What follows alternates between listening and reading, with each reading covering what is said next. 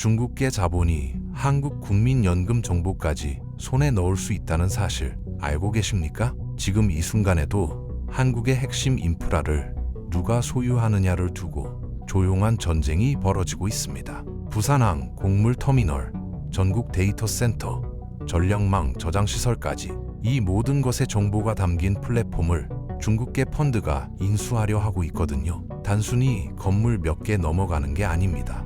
한국 경제에 급소를 쥐고 있는 마스터키가 넘어가는 겁니다. 여기에는 국민연금이 어디에 얼마를 투자했는지, 공무원 연금이 어떤 전략으로 움직이는지 그 모든 데이터가 포함되어 있어요. 오늘은 왜 이게 단순한 기업 인수가 아닌 국가 안보 문제인지 돈의 흐름을 통해 낱낱이 파헤쳐 보겠습니다.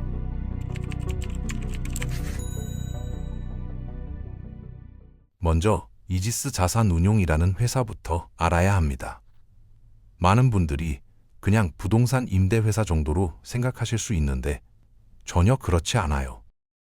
이 회사는 국내 1위 부동산 운용사이면서 동시에 한국의 핵심 인프라에 깊숙이 박혀있는 플랫폼입니다. 부산항 신항 곡물부두를 보세요. 한국의 식량 수입과 저장, 물류를 책임지는 핵심 인프라죠. 이지스는 여기에 자금 제공자로 깊게 들어와 있습니다. 사업 구조와 담보 구조, 계약 조건을 상세히 알고 있는 주체예요. 단순히 땅을 가지고 있다는 게 아니라 이 인프라가 어떤 재무 구조로 돌아가고 어디가 취약한지, 어느 지점에서 가격을 흔들 수 있는지까지 파악하고 있다는 겁니다. 데이터 센터는 더 심각합니다. 요즘 데이터 센터는 그냥 건물이 아니거든요. 네이버, 카카오, 통신 3사, 각종 클라우드 기업들이 들어와서 국민들의 통신과 금융, 쇼핑, 업무 데이터가 실시간으로 오가는 국가의 디지털 두뇌예요.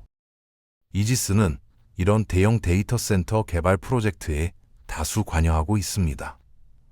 토지 확보부터 개발 자금, 임대구조 설계까지 핵심적인 플레이어 역할을 하고 있어요. 에너지 저장 장치 사업도 하고 있습니다.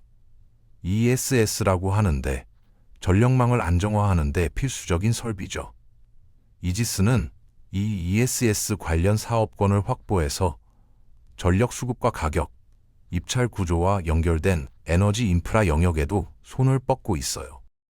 정리하면 이지스는 단순히 빌딩 임대료 받는 회사가 아니라 한국의 식량과 데이터, 전력 인프라에 뿌리와 정보를 깊게 꽂아둔 인프라 플랫폼입니다.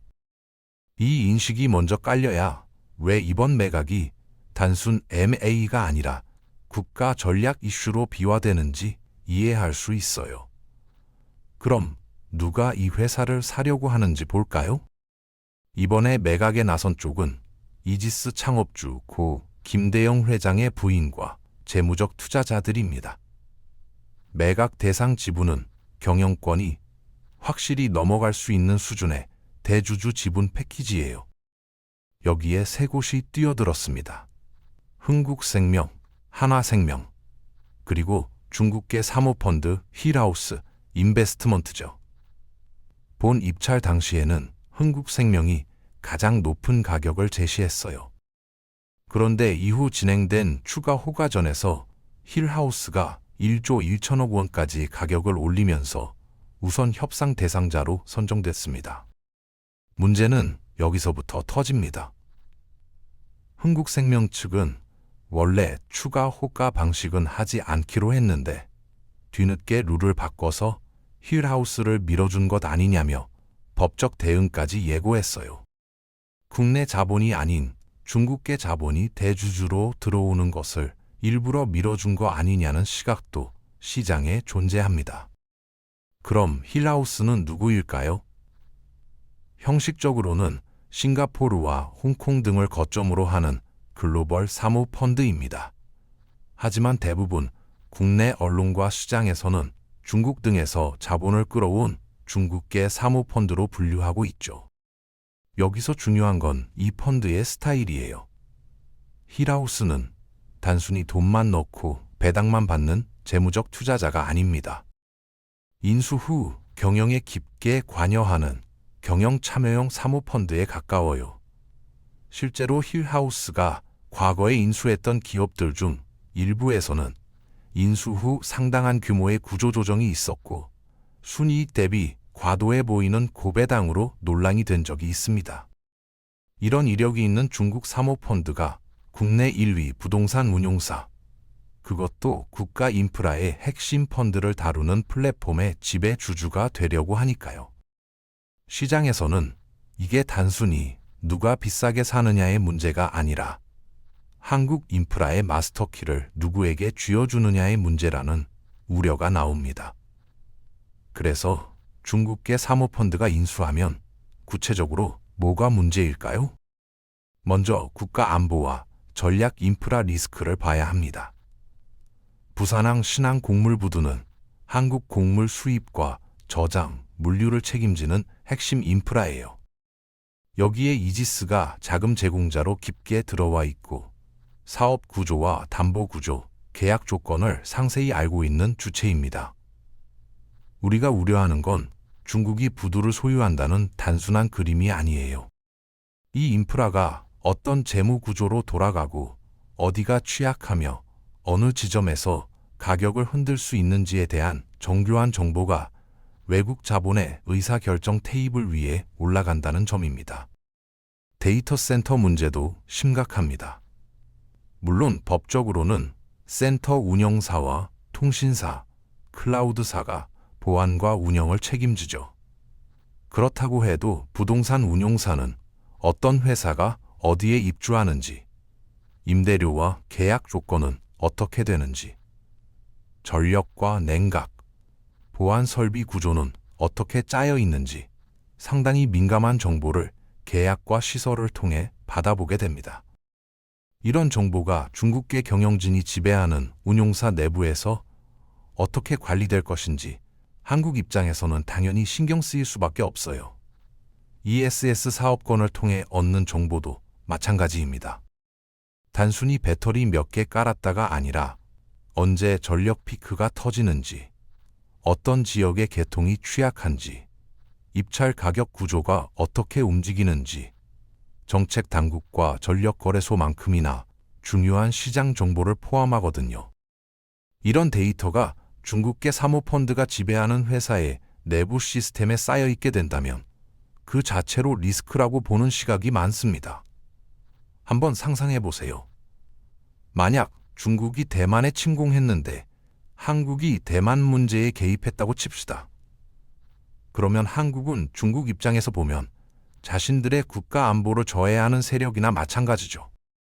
자신들이 소유한 데이터 센터의 영향력을 행사하면서 유사시 한국의 군사적 능력을 떨어뜨릴 수 있는 겁니다. 우리들의 연금과 공적 자금에도 문제가 생길 수 있어요.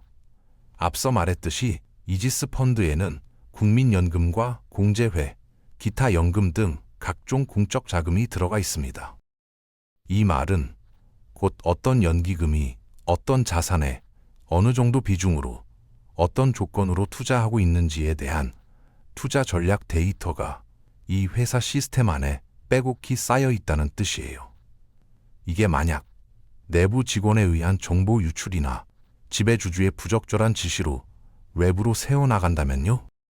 단순히 부동산 가격 정보가 샌 게 아니라 한국 연기금과 공적 자금의 투자 패턴, 위험 선호도, 재무 체력까지 통째로 노출될 수 있는 사고로 번질 수 있습니다. 실제로 우리는 외국인 직원이 관여한 쿠팡 내부 데이터 유출 사건을 얼마 전 겪었어요. 그 사건이 아직 생생한데 이번에는 아예 지배주주 단계에서 외국계, 그것도 중국계 사모펀드가 들어오는 상황이니 당연히 금융당국 입장에서도 예민할 수밖에 없죠. 시장 관점에서도 봐야 합니다. 국내 1위 부동산 운용사의 운영 철학이 장기 안정적 운영에서 단기 수익 극대화로 혹은 빠른 엑시트 중심으로 바뀐다면 무슨 일이 벌어질까요? 단기간에 대형 자산을 공격적으로 사들이거나 반대로 특정 시점에 대규모 매각을 쏟아내거나 이럴 경우 국내 부동산 시장, 특히 상업용 인프라 부동산 시장의 가격과 수급 구조에 상당한 충격을 줄 수 있습니다.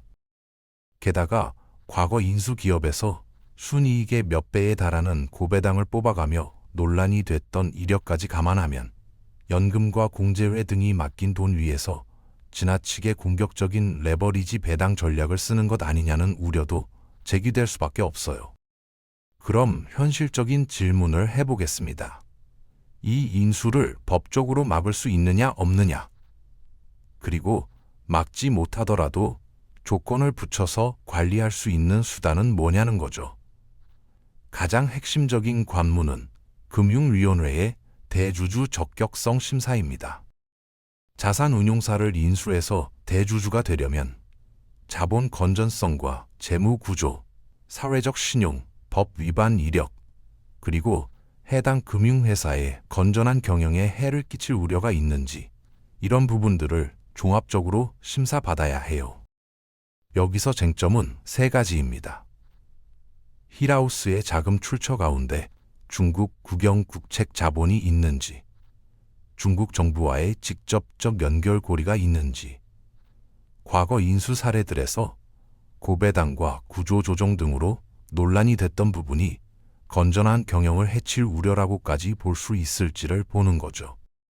최근 쿠팡 사례처럼 중국계와 관련된 정보 유출 사고들을 근거로 전략 인프라 데이터에 대한 안보 리스크를 적격성 심사에서 어디까지 반영할 수 있는지가 관건입니다. 어떤 잣대로 보느냐에 따라 금융위는 인수를 승인할 수도 있고 반려할 수도 있고 혹은 조건부 승인을 내릴 수도 있어요. 예를 들어 특정 인프라 자산에 대해서는 경영 관여나 정보 접근을 제한하는 조건을 붙일 수 있고 내부 정보 보호 체계와 내부 통제 장치를 특별히 더 강하게 요구할 수도 있습니다. 두 번째 수단은 위탁자들의 선택이에요. 이미 언론 보도에 따르면 국민연금은 이지스에 맡긴 자금을 회수하는 방안까지 검토하고 있다고 합니다. 만약 국민연금과 공제회 등 주요 투자자들이 중국계 지배주주 아래에서는 이 운용사에 돈을 맡기기 어렵다고 판단해 실제로 자금을 빼기 시작하면 어떤 일이 벌어질까요? 이지스의 기업 가치와 힐하우스 입장에서의 딜 매력도가 급락할 수 있고 최악의 경우 사과도 좋은 회사가 아니다라는 결론이 나면서 딜 자체가 깨질 수도 있습니다. 혹은 딜이 성사되더라도 인수 직후부터 대규모 자금 이탈이 일어나서 힐하우스 입장에서 애초 구상했던 전략을 전면 수정해야 하는 상황이 올 수도 있어요. 금융위가 인수를 법적으로 막지 않더라도 돈 맡긴 쪽이 집단적으로 발을 빼버리는 게 사실상 훨씬 강력한 제재 수단이 될 수 있는 겁니다. 국민연금 입장에서도 그 판단의 기준은 분명히 해야 합니다. 단순 수익률만 볼 것인지 아니면 안보와 공공 리스크도 수탁자 책임의 일부로 볼 것인지 이 기준이 공개적으로 정리되면 이 사건은 단순 개별 딜을 넘어 한국연금과 공적 자금 운영 철학의 중요한 선례가 될 겁니다. 세 번째는 조금 더 긴 호흡의 이야기예요. 지금 한국에는 미국의 CFIUS처럼 외국 투자 중 국가 안보와 연결된 딜을 따로 골라서 안보 관점에서 심사하는 통합기구가 사실상 없습니다. 외국인 투자 촉진법과 산업기술보호법, 기간통신사업자, 방산업체 관련 규제 등 부분적인 장치는 있지만 부동산 운용사처럼 인프라와 정보에 간접적으로 얽혀있는 플레이어에 대해 안보 관점에서 별도 심사하는 틀은 매우 약한 편이에요. 그래서 이번 이지스 사태를 계기로 나올 수 있는 법제도 논의는 대략 이런 것들입니다. 일정 규모 이상 항만과 데이터 센터, 전력 인프라의 투자 비율이 높은 운용사에 대해서는 외국인 지분 상한을 두는 방안이 있고요. 국가 핵심 인프라 자산 리스트를 만들어서 그 자산에 대해 누가 담보권을 가질 수 있는지, 누가 의결권을 가질 수 있는지, 누가 운영 구조를 들여다볼 수 있는지를 정하는 방안도 있습니다. 또 외국인과 외국계 자본에 대한 별도 규제선을 긋는 방안. 미국의 CFI-US를 벤치마킹해서 일정 기준 이상의 딜에 대해서는 금융위와 산업부, 국토부, 국정원 등이 참여하는 합동 안보심사 체계를 만드는 방안도 생각해 볼 수 있죠.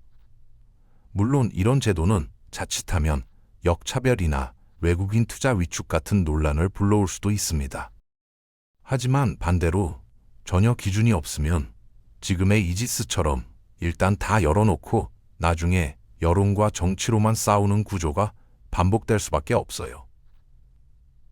한국의 상황을 보면 이미 여러 분야에서 중국 자본의 침투가 진행되고 있습니다.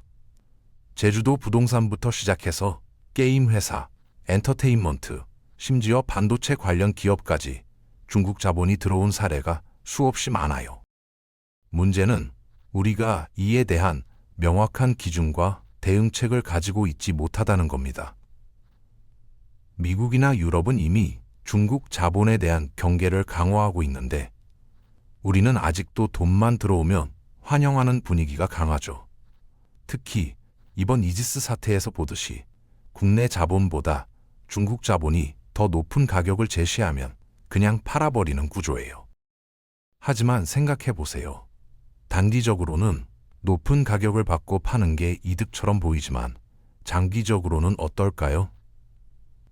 우리 인프라의 핵심 정보가 중국 손에 들어가고 유사시 이게 무기로 사용될 수 있다면 그건 돈으로 환산할 수 없는 손실입니다. 국민연금 같은 공적 자금의 투자 정보까지 넘어간다면 그 파급력은 상상을 초월할 거예요. 다른 나라와 비교해 볼까요? 미국은 CFI-US라는 강력한 심사 기구가 있어서 안보에 영향을 줄 수 있는 외국 투자를 철저히 검증합니다. 실제로 중국 기업이 미국 반도체 회사를 인수하려다 막힌 사례가 여러 번 있었죠. 일본도 최근 외국인 투자 심사를 강화했고요. 유럽도 마찬가지예요. 그런데 한국은 어떤가요? 제도적 장치가 너무 약합니다. 부분적인 규제는 있지만 통합적으로 안보 관점에서 심사하는 시스템이 없어요. 그러다 보니 이번처럼 문제가 터지면 그때그때 대응하는 식이 되는 겁니다. 우리가 배워야 할 건 명확한 기준을 세우는 거예요. 어떤 자산은 외국 자본이 절대 가져갈 수 없다. 어떤 자산은 조건부로 허용한다. 이런 식의 명확한 가이드라인이 필요합니다. 그리고 그 기준은 단순히 돈이 아니라 국가 안보와 장기적 이익을 고려해야 하고요. 국민연금의 역할도 중요합니다. 단순히 수익률만 따지는 게 아니라 돈을 맡기는 곳이 어떤 곳인지, 그 돈이 어떻게 사용될지도 봐야 해요. 중국계 지배주주 아래에서 우리 연금이 관리되는 게 과연 옳은 일인지 진지하게 고민해야 합니다. 결국 이번 이지스 사태는 우리에게 중요한 질문을 던지고 있습니다. 우리는 국가의 핵심 인프라를 어떻게 지킬 것인가? 단기적 이익과 장기적 안보 중 무엇을 우선할 것인가? 외국 자본, 특히 중국 자본에 대해 어떤 기준을 세울 것인가? 이런 질문들에 대한 답을 지금 내놓지 않으면 앞으로 더 큰 문제에 직면할 수 있어요. 여러분은 어떻게 생각하시나요? 중국계 펀드가 한국의 핵심 인프라 정보를 가지는 것을 받아들일 수 있습니까? 단기적 수익을 위해 장기적 안보를 희생해도 괜찮을까요? 그리고 우리는 이 문제를 어떻게 해결해야 할까요? 명확한 기준과 강력한 제도를 만드는 것, 그게 지금 우리에게 가장 시급한 과제가 아닐까요?